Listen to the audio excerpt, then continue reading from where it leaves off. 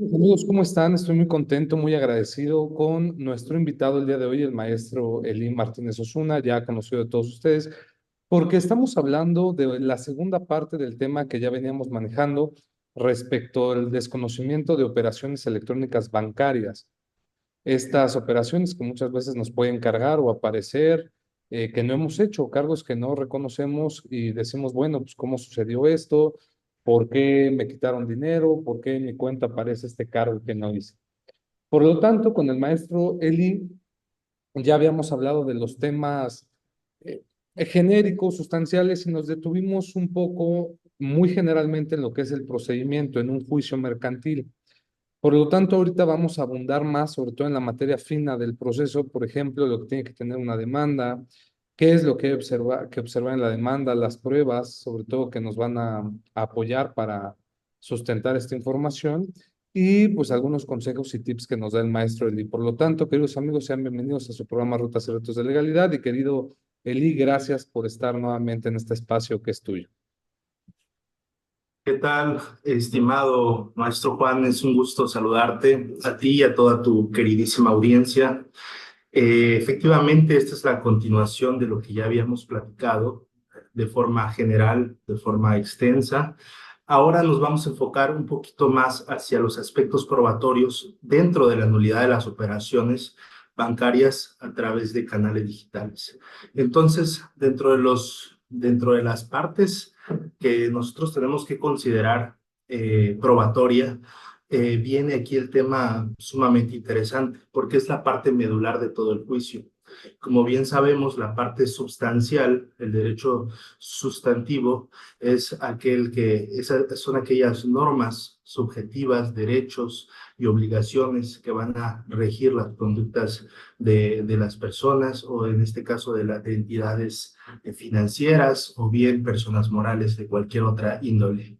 Entonces es así que comenzamos platicando un poquito acerca de la carga de la prueba, que ya lo habíamos tocado de una forma bastante escueta, pero ahora la carga de la prueba tiene su fundamento en el artículo 77 y 46 de la Ley de Instituciones de Crédito. Básicamente, lo que hace es obligar a los bancos o a las entidades financieras a que propicien la seguridad idónea dentro de las operaciones y que procuren una adecuada atención a los usuarios de dichos servicios financieros. Entonces, esto va a vincular a cualquier entidad a que tenga la carga de la prueba. ¿Por qué? Como ya lo comentamos, porque tienen la obligación de tener la máxima seguridad, considerando en este sentido que el usuario no es aquella persona dotada de capacidades para poder verificar que no sea asaltada su cuenta bancaria mediante un hacker, sino que la única entidad que lo puede hacer son estas mismas que tienen la capacidad económica, las entidades financieras, a esas me refiero, que tienen la capacidad económica, tecnológica y todo el poder adquisitivo que nos podamos imaginar para poder solventar o para poder garantizar la seguridad de los sistemas financieros que estos manejan. Entonces, básicamente es las entidades sobre quien recae la carga de la prueba. Y esto, fíjate que es muy interesante y muy importante porque al momento de acudir ante los tribunales mediante un juicio oral mercantil, esto se tiene que resolver de una forma tal que el usuario del servicio financiero manifiesta, hace de su conocimiento, como lo habíamos comentado ya en el pasado, de que él desconoce esas transacciones y las desconoce por varias razones, dentro de ellas porque no las realizó, porque no se acuerda que las haya realizado o porque simplemente él dice no las realicé, ¿no? Entonces, al él decir no las realicé esas transacciones, la carga de la prueba cae sobre la institución bancaria, la institución financiera, y esta tiene la obligación de acreditar de que sí fue el usuario del servicio financiero el que realizó esta operación. Con ello, déjame comentarte que existen dos vertientes las cuales el banco se puede defender o la institución crediticia se puede defender. ¿Y cuáles son estas dos vertientes? Una de ellas es la que estamos comentando, que la institución crediticia acredite de que efectivamente fue el usuario del servicio financiero el que en uso indebido de su contraseña, de su usuario, le prestó a alguien, dio sus datos en una llamada telefónica en un mensaje de la computadora, en una página de internet, dio sus datos y utilizando mal uso de su usuario y contraseña, entonces el banco le dice, ¿sabes qué? Aquí aparece de que fue a través de tu usuario y tu contraseña que que se llevó a cabo dichas operaciones. Entonces, esta es una vertiente probatoria para el banco, el cual, como te comento, y esto es muy importante, y repito nuevamente, el usuario del servicio financiero lo único que debe hacer es desconocer y decir, ¿sabes qué? Es que yo no lo hice, ¿no? Yo no lo hice. Entonces es el banco quien tendría la obligación de acreditar de que sí llevó a cabo esta persona las operaciones bancarias. Sí llevó a cabo utilizando su usuario, su contraseña, su huella dactilar, su lectura de rostro facial o cualquier otra medida biométrica con la cual pueda haber ingresado a su banca móvil o bien a su banca electrónica. Esto es muy importante, ¿no? Porque hasta aquí estamos analizando de que mientras el usuario, la única obligación que tiene, más bien la única obligación, el único requisito que tiene que hacer el usuario del servicio financiero es decir, yo no lo hice, yo no llevé a cabo esa operación. Es manifestarle al banco, manifestarle, en este caso, al juzgador mediante su demanda. Y mientras eso sucede, el banco tiene que acreditar que fue el mal uso de su usuario y contraseña. Y por otro lado, hay otra forma en que el banco tiene que acreditar de que efectivamente él tiene la razón y no la parte actora. ¿Y de qué manera? Lo que dice justamente el artículo 96 de que las instituciones son las que deberán establecer las medidas de seguridad. Entonces, ¿qué quiero darte a entender con esto? Que es el banco que, ok, no logré acreditar que fue el usuario el que en uso indebido de sus contraseñas llevó a cabo la operación. Si no lo logré acreditar yo como institución crediticia, lo que me queda es acreditar de que yo tengo la mejor tecnología, la máxima seguridad y de que mis sistemas son prácticamente invulnerables, ¿no? Y a través de esta otra segunda etapa o fase en la que el banco puede acreditar de que él no fue el que generó, el que por su culpa, ¿sí? Y por su sola culpa, le carga la responsabilidad porque sus sistemas son fácil de violar. El banco lo que tiene que acreditar luego entonces es decirle al juzgador, ¿sabes qué? Es que mis sistemas son invulnerables. Y para eso existe una prueba fundamental que es la piedra angular de todo juicio y que casi nunca se desahoga, ¿no? Y esa piedra angular es la pericial. ¿Y por qué la pericial? La pericial en informática, obviamente especializada en un sistema bancario. Entonces, esta pericial, ¿por qué viene a ser tan importante? Porque cuando hablamos de una prueba pericial, hablamos de que se está generando una metodología y la metodología se basa en el principio de, de que es una prueba científica. Y como bien sabemos, las pruebas científicas son pruebas que si bien es cierto, son falibles, pero se generan con todo un proceso que se tuvo que haber llevado a cabo para poder determinar, dictaminar y llegar a una conclusión que es lo más cercana a la realidad, ¿no? ¿Por qué? Por el carácter de científico, de metodológico que pudiera llegar a tener. Es así que el dictamen pericial y el desahogo del mismo se viene a convertir en la prueba fundamental que pueda llegar a una institución crediticia. Si una institución crediticia decide, toma la decisión de que por un cargo de, supón tus 5,000 pesos, eh, eh, ofrece la prueba pericial, interpone, realiza el dictamen y luego desahoga dicho dictamen en audiencia del juicio oral, entonces básicamente el usuario del servicio financiero se encontrará muchísimo más limitado para decir efectivamente yo no tengo la razón, o sea, no, es muy difícil que él tenga la razón. ¿Por qué? Porque va a haber una pericial que diga efectivamente el sistema del banco es muy fiable, se cumplen con todos los requisitos, hay una huella biométrica o una lectura del rostro facial que se requiere para generar un token constantemente, y entonces eso lo vuelve básicamente que la prueba pericial, en este caso en informática, sea la principal, o sea, la más importante para que un banco pueda ganar. Obviamente que existe un riesgo, ese riesgo siempre va a estar latente porque sabemos perfectamente que en todo litigio siempre el riesgo es necesario valorarlo. Nunca, por más ganado que podamos decir que tengamos el asunto, siempre existe el riesgo de perderlo, siempre existe el riesgo de que no resuelvan a nuestro favor o conforme a lo que nosotros estamos pidiendo o defendiéndonos en este caso. Entonces, básicamente esos son los dos aspectos probatorios que tendría que llevar a cabo la institución crediticia.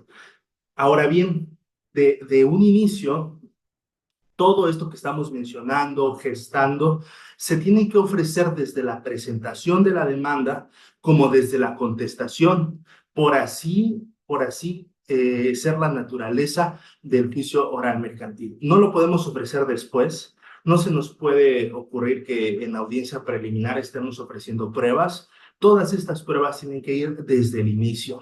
Ahora bien, esto que estamos comentando es las pruebas principales. Sin embargo, también existen otras pruebas que vienen a acreditar temas como la relación contractual entre uno y el otro, los estados de cuenta para saber cuál es el número de cuenta, eh, y el poder y todas esas cuestiones accesorias que en su momento básicamente no son tan trascendentales porque al momento de llegar a cabo la audiencia preliminar, eh, las partes, por ejemplo, el juez les va a decir, ¿tiene algún hecho no controvertido que desee manifestar? Alguna propuesta, y alguna de las dos va a decir, pues sí, que existe una relación contractual, eso es un hecho no controvertido. Entonces, por esa razón son pruebas que no vale la pena mencionar, pero las que sí valen la pena mencionar son estas que estamos comentando, la pericial de informática y aquellas que puedan desvirtuar a la institución financiera de que él no tuvo la culpa, sino que fue por el mal uso de los usuarios y contraseñas que pueda tener, en este caso, el usuario del servicio financiero. Ahora bien, dentro de esta última que estamos comentando, es de mencionar que existen ciertas pruebas muy específicas para saber que se le considera la responsabilidad del usuario del servicio financiero este tipo de operaciones, de que fue él el que lo hizo, y qué pruebas son las que se tendrían que agregar o con cuál pruebas podrían desvirtuarle la carga de la prueba a la institución crediticia. Hay una prueba que es el log de transacciones, ¿sí? El log de transacciones, la bitácora, y que estas básicamente son capturas de pantalla, si lo queremos ver de esa forma, de una forma muy llana, capturas de pantalla que se hacen a las computadoras o al sistema del mismo banco, y que de lo que determinan es de que en esa captura de pantalla aparece ahí que tal cuenta a tal hora a través de utilizar tal contraseña, tuvo acceso fulanito de tal, que es el titular de la cuenta, mediante una lectura biométrica, y que luego entonces eso va a generar que esa lectura le haya permitido entrar al sistema bancario, y una vez entrado al sistema bancario, llevar a cabo dicha operación. Eso es lo que va a acreditar un log de transacciones. Dime, estimado. Amigo, amigo mío, es muy interesante lo que nos estás platicando, pero creo que tiene mucha colación y puede ser una de las preguntas que se hagan las personas que nos ven. A ver, hablas tú de la prueba pericial. Me gustaría mucho retomar la prueba pericial en concreto sobre qué debe buscar y quién es el perito idóneo para que lo busquen, para demostrar lo que se pretende. Esa es una. Y la segunda, tú nos decías lo de la bitácora, los datos o el historial. Ahí, por ejemplo, me encantaría mucho desde tu perspectiva, ¿tú cómo lo ves? ¿Sería bueno o cómo se debe de ofrecer esa prueba en este sentido? Porque ¿será válido que yo tome capturas de pantalla o una grabación del teléfono que ahora ya se puede y lo exhiba?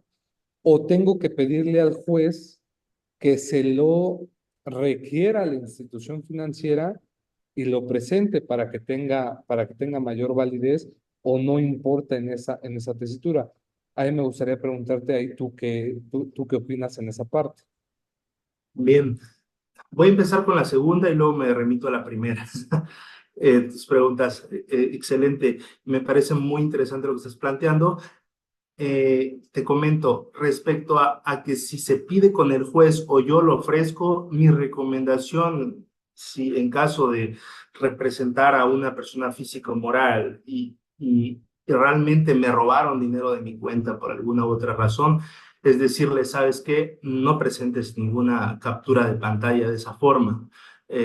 Simplemente manifiéstale al juez que requiera la institución crediticia que diga quién fue la persona que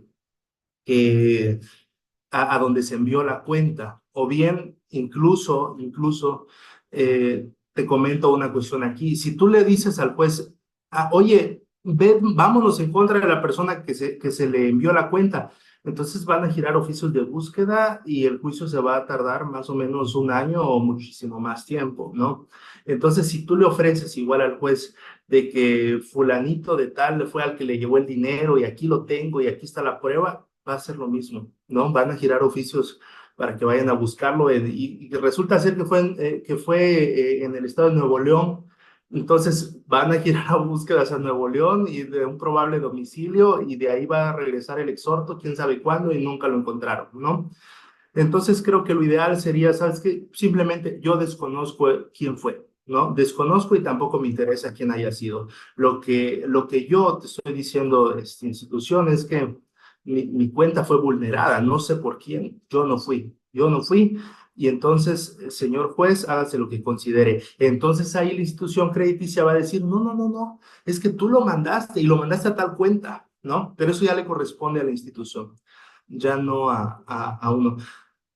Ahora, hay ciertas tesis y jurisprudencia también eh, bueno, ciertas tesis más que nada que establece que la institución crediticia puede girar oficios si tiene la ubicación de ese tercero a quien le llegó el dinero, ¿no? La operación, a quien le llegó la transacción, el SPAY, si lo queremos ver así, en este ejemplo, puede girar el oficio y el juicio se puede tardar más, ¿no? Sin embargo, dice esta tesis, no recuerdo exactamente ahorita el rubro, pero dice que es por única ocasión nada más que se puede hacer eso, ¿no? Y después ya que se continúe el juicio. Y a partir de eso ya la institución bancaria tiene el derecho a repetir el cobro hacia la persona que le llegó el dinero, pero eso ya es tema de otra videograbación, ¿no? De otro tema. En este caso, te contestaría de esa forma la segunda pregunta que me comentaste. Excelente. Y respecto a la primera que me haces mención, de que qué es lo que estaría buscando el perito en informática y quién sería el perito idóneo. El perito idóneo sería un perito en informática, literalmente, ¿no? Un perito en informática, pero que esté capacitado para instituciones financieras. ¿sí? Si tú ofreces un perito en informática, una licenciatura en informática, en sistemas computacionales, está bien, el juez te lo va a decir, véngase para acá, pero ya a la hora de la audiencia de juicio y el desahogo de dicha pericial, del dictamen, entonces ahí el abogado te va a interrogar y te va a decir, ¿y tú qué estudio de qué tienes? ¿Y dónde estudiaste? ¿Y cuánto tiempo tienes de experiencia en analizar y verificar sistemas bancarios? Entonces, ahí se vuelve un poquito más compleja la situación y la persona, la parte eh, actora, es la que está reclamando y la que le dieron la oportunidad de que también ofreciera una pericial en informática, eh, porque normalmente la parte actora no es la que ofrece la pericial en la informática, es la parte demandada en su defensa, ¿no? Diciendo, y ahí va la respuesta de la pregunta que tú comentas, ¿no? Que lo que estaría buscando es decir, defender y decir, mis sistemas sí son bastante fiables, mis sistemas son 100% fiables, si lo queremos ver así, 100% fiables y no hay ningún error en ellos. ¿Qué estaría buscando entonces? Estaría buscando la fiabilidad de los sistemas. ¿Sí? Lo que establece los artículos que habíamos comentado, 77, 96. Entonces, la fiabilidad de los sistemas, de que el sistema bancario es totalmente blindado a cualquier hacker y no nadie podría estar en oportunidad de poderlo hackear, ¿no?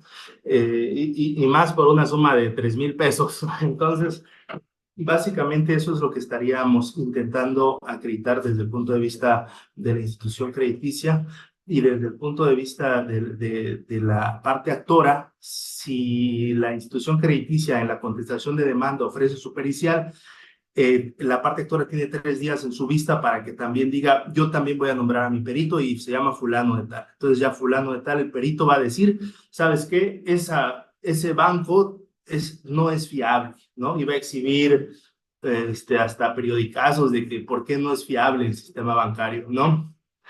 Entonces, básicamente Excelente, amigo. esa es la propuesta, ¿no? Muchas De la gracias. parte probatoria. No, pues continúa, por favor, en esta parte que te interrumpí por la pregunta, porque creo que valía la pena nada más aclarar para el público, pero adelante, gracias, amigo. Claro, bueno, nada más a manera de conclusión, que me gustaría retomar dos aspectos. Una, que pues la valoración probatoria dentro del juicio oral mercantil es una libre valoración de la prueba, ¿no? Y por lo tanto, una prueba pericial no es una prueba tasada, no es una prueba que vincule o obligue directamente al juzgador. Eso va a depender de qué tanto le pueda persuadir el perito o bien las interrogantes que vaya planteando el abogado o la contraparte, y por lo tanto, si bien es cierto, es una prueba importante, no son pruebas que obligatoriamente tiene que valorar de forma muy vinculante el juez. Y finalmente, comentarte que pues la prueba, comentarte que la forma de solventar este tipo de conflictos mayormente es a través de convenios. ¿Por qué? Como ya lo habíamos dicho, si bien es cierto, podemos ofrecer las mejores pruebas, podemos tener el mejor perito de todo México, ya sea a nivel bancario o a nivel de la parte actora. eh, Siempre va a existir ese riesgo de que podamos perder el juicio, siempre va a existir un riesgo de cómo lo va a valorar el juez, y de las preguntas que se vayan a realizar y de cómo se haya levantado el juzgador, si lo vemos de esa forma, ¿no? Fuera ya del ámbito jurídico, pero creo yo que la respuesta aquí para el futuro, para poder continuar con este tipo de juicios, va a continuar a través de convenios donde todos ganen o donde no pierdan tanto, y se pueda recuperar algo de lo perdido, ya sea a través de la parte actora que está solicitando el reembolso de una cantidad, la cancelación de un crédito, o bien la parte bancaria que le va a quitar menos carga menos peso en la cuestión de litigios que lleva, ¿no? Pues básicamente es eso, mi querido, estimadísimo Juan Negrete. Estamos para servirte, y básicamente esto es en cuanto a la parte probatoria de las operaciones con canales digitales ya dentro del juicio. Perfecto, amigo. Pues bueno, hay muchas preguntas que tú mismo has ido respondiendo durante la exposición, pero entonces vamos a ir aterrizando. A ver, Sí, digamos que entonces, cuando yo, por ejemplo, vamos a pensar que yo soy la parte actora, soy una persona derechohabiente de no derechohabiente, más bien, soy un particular que cuenta con una cuenta bancaria, sí, una institución financiera. Esa institución financiera normalmente sabemos que son los actores, las personas físicas o morales que cuentan con su cuenta en ese banco, las que se vuelven víctimas normalmente de cargos no reconocidos en sus operaciones bancarias. O sea, es muy así difícil es. o nulo que el banco diga, oye, yo voy a demandar a un particular porque hay un A ver, cargo que no reconozco, ¿no? Obviamente. Entonces, partimos que ellos son los actores. Ahora bien, sí, tú nos decías, el juicio mercantil es en la vía oral. ¿Es así? sí, así es. ¿Hay alguna forma en que esta parte pueda irse a una vía tradicional, es decir, escrita, o no? Y fíjate que en este caso la vía oral mercantil, el juicio oral mercantil, tiene la característica que es de tiene la característica de que no tiene un tope de cuantía, ¿no? Entonces, si hablamos de cuantía y por un tema de cuantía interponemos un juicio oral mercantil, no hay tope, ¿no? Entonces puede ser de cualquier monto. Y aparte, Eh, Nos vamos a la parte escrita cuando existe algún otro tema que podría gestarse, además de la cancelación de un crédito, además de la nulidad de una operación, cuando es cuantía indeterminada, ¿no? Cuando se analizan otro tipo de de derechos u obligaciones, entonces ahí sí podríamos ver un juicio escrito en la vía mercantil. ¿Por qué? Porque no hay una cuantía como tal que se pueda que ya esté establecida, ¿no? Pero si tenemos los montos de la operación y tenemos claro de las prestaciones de la demanda, qué es lo que estamos reclamando, a cuánto asciende, inconvenientemente de los intereses, pero tenemos la suerte principal, entonces eso inmediatamente es cuantía determinada y por lo tanto juicio oral mercantil. Pero si lo que estamos señalando no es nada de eso y solamente nos basamos en que hoy hay daños y perjuicios o hay un daño moral que me está causando por un tema que pasó y aquí y allá y todavía está por determinarse la cuantía, eminentemente estamos en una vía escrita. Entonces esa parte sí podría estar un poquito más clara de esa forma, ¿no? Cuando es indeterminada, pues sí, vía escrita, y cuando es una cuantía ya establecida, ahora, fija, entonces es en cantidad líquida, dirían los contadores, entonces en ese momento sabemos que va a ser oral. perfecto, sí, efectivamente. Cuando tenemos una cuantía determinada y no hay un tope, o sea, no existe este tope, nos lo permite la vía oral, lo cual lo hace más rápido. Entonces, aquí me gustaría ahora preguntarte, el tema del juicio oral mercantil, iniciamos con la presentación de la demanda, pues ya sabemos, el proemio, obviamente el desarrollo de los argumentos jurídicos, de hecho, ¿no? Entonces, me gustaría que preguntarte en esta parte, ¿cuál es el derecho o el fundamento que siempre tenemos que tener en cuenta cuando vamos a demandar estas operaciones no reconocidas? Ok, cuando vamos a demandar este tipo de operaciones es básicamente señalar que es un poquito hablar acerca de la carga de la prueba, ¿no? Ujú. No directamente, sino de forma indirecta. Es decir, que le vamos a decir al juzgador, señor juzgador, yo desconozco estas operaciones, eso es como hecho y como derecho, es la institución bancaria, de acuerdo al artículo 96 de la Ley de Instituciones de Crédito, la que deberá establecer medidas básicas de seguridad que incluyan la instalación y funcionamiento de dispositivos, mecanismos y equipo indispensable con el objeto de contar con la debida protección al público en general, ¿no? Entonces, artículo 96 es uno ahora sí que de los principales fundamentos, el artículo 77 también de la Ley de Instituciones de Crédito, que dice que las instituciones de crédito presentarán los servicios previstos en el artículo 46 de la Ley de Instituciones de Créditos, de conformidad con las disposiciones legales, administrativas aplicables y en apego a las sanas prácticas que propicien la seguridad de esas operaciones y procuren la adecuada atención. Entonces vamos a decirle, su señoría, la institución crediticia no cumplió con estas normativas. Entonces, al no cumplir con estas normativas, me ha generado un perjuicio personal y directo, que a su vez se traduce en mi derecho de reclamar el reembolso de tal operación, ¿no? Básicamente ese es el fundamento de la Ley de Instituciones de Crédito.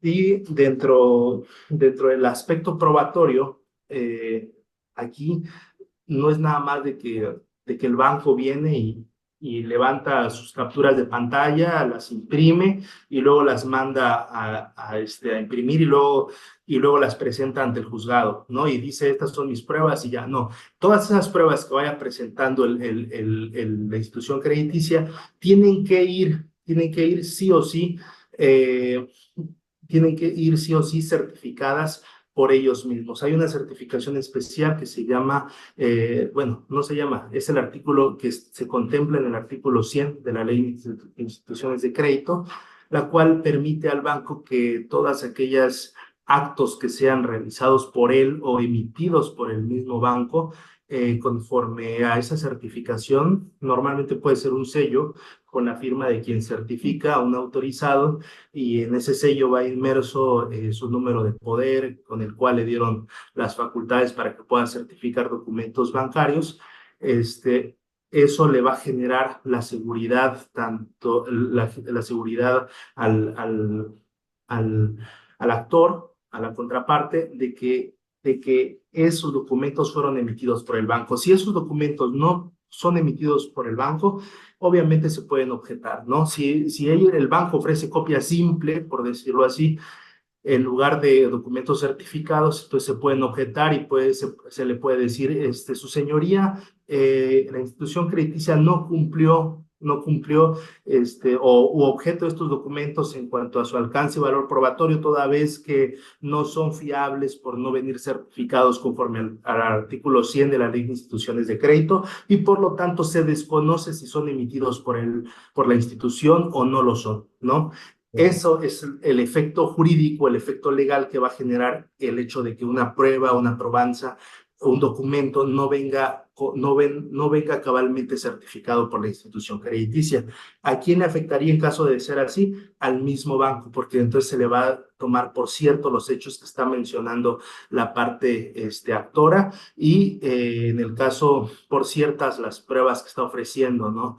La parte actora. Básicamente ese es el tema aquí, Ok, y en lo que respecta a eso. ok, entonces en la misma demanda ya nos queda claro el fundamento. Digo, podríamos agregar, me parece, también temas, digo, no está deslindado, que nos diéramos un chapuzón a la ley para la protección de datos personales en posesión de sujetos obligados y también de particulares, sobre todo para hacer un símil de la obligación que tienen el manejo de estos datos y que el banco es el único que cuenta con esa información como para poder hacer ese tipo de operaciones y que no se sepa quién las hizo, ¿no? Porque, Sí, bueno, ahí en esa parte. Entonces tenemos después, ya que se admite, obviamente se contesta, tenemos la audiencia preliminar, que prácticamente es de pulir qué es lo que efectivamente vamos a resolver en la audiencia oral. Y ya en la audiencia oral, pues obviamente se desahogarán todas estas pruebas, el desfile probatorio y demás que ya nos platicaste. ¿En qué momento o en qué momento se puede llegar a un convenio, estimado Eli? La institución financiera bien. en particular. Mira, en mi experiencia, bueno, en mi experiencia y de acuerdo a lo que dice la norma, ¿no? Lo que dice la norma es que puedes llegar a un convenio desde el momento en que se interpone la demanda hasta antes de que se emita la sentencia, ¿no? Eso es lo que dice la norma. Puede, o sea, en cualquier momento, ¿no? Hasta antes del dictado de la sentencia. Y tú dices, bueno, pues qué padre, ¿no? Porque pues tenemos todo el juicio para poder llevar a cabo un convenio, un arreglo, ¿no? pero luego hay dimes y diretes, hay jalones, jalas y estiras, como todo juicio y como toda negociación que normal, como toda naturaleza de una negociación, y luego eso te genera que la negociación se alargue, se alargue, se alargue, llega la sentencia y no fue posible negociar nada, ¿no? Porque el actor todo el tiempo, durante todo el juicio, quiso el 100% y la institución crediticia todo el juicio ofreció el 50%, ¿no? Ujú. Entonces es muy común eso. Dice, oye, vamos a negociar, sí, yo quiero el 100%. ¿De qué se trata, no? O la institución crediticia le dices, queremos negociar y te dice, sí, te ofrezco el 50. Entonces no se puede negociar de una forma tan extrema. ¿Qué es lo que sucede a veces? Que llega la sentencia, se emite sentencia y ya en vías de ejecución de sentencia, eh, si interponemos un convenio, lo primero que va a hacer el juzgador va a decir te lo rechazo porque ya estamos, no es la etapa procesal, ¿no? Ahí ya feneció el proceso. Pero si tú llegas a un convenio y dices, bueno, ni tú ni yo nos vamos al 70%, ¿no? Entonces a partir de eso le dices al juzgador, ¿sabes qué? Mira, es cierto, ya se concluyó todo, pero en vías de ejecución, Ujú. ¿sí? En cumplimiento de la sentencia, llegamos a un convenio, ¿no? Y la parte actora se da por satisfecho con la entrega del 70% del reembolso. Bueno, Entonces, a partir de eso, ya el juzgador dice, no, ok, excelente. Qué bueno que llegaron a un convenio. Caso contrario, se iban a ir a juicio de amparo y vamos a tardar un año más. Al sí. menos aquí en mi entidad, aquí en el estado, un año más o menos se tarda un amparo directo. No, sí, sí es un tema. Entonces es bueno, importante llegar a este tipo de convenios. Ya desde que se publicó la Ley General de Solución, Mecanismos Alternativos de Solución de Entonces, Controversias, solución de controversias. que se busca prácticamente que ya emigremos un poco a la negociación y a las conciliaciones. Eso es muy importante, sobre todo en estos temas. Muchas veces, incluso previo a llegar a un juicio mercantil, a veces hasta en conducir, hay un procedimiento de queja que tiene muy buena solución, muy buena resolución. Obviamente va a depender el tema de la cuantía, pero si vemos que en conducir no hay, siempre y cuando todavía estés en tiempo, pues promover el juicio ejecutivo. Digo, la ventaja que aquí tenemos que uno es un tema administrativo y el otro un tema judicial, entonces no están conectados de que hay que Sí, se agote uno para poder irme al otro. sí, Querido así Eli, es. muchísimas gracias, gracias por tu tiempo, gracias por tu espacio, por tus enseñanzas, por compartir como siempre con el público que nos ve y con tu amigo estos grandes temas, porque aparte es algo eh, que sucede muy a menudo y a veces las personas piensan que no hay solución. Y aquí pueden informarse como si la hay.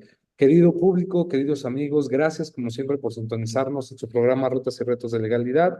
Les pedimos, por favor, nos ayuden a compartir, nos apoyan mucho, nos motivan y de esa manera podemos causar un impacto positivo en toda la sociedad, en sus vidas. Puede serle de gran ayuda y utilidad a un familiar, a algún amigo, a algún vecino, a una persona que lo necesite.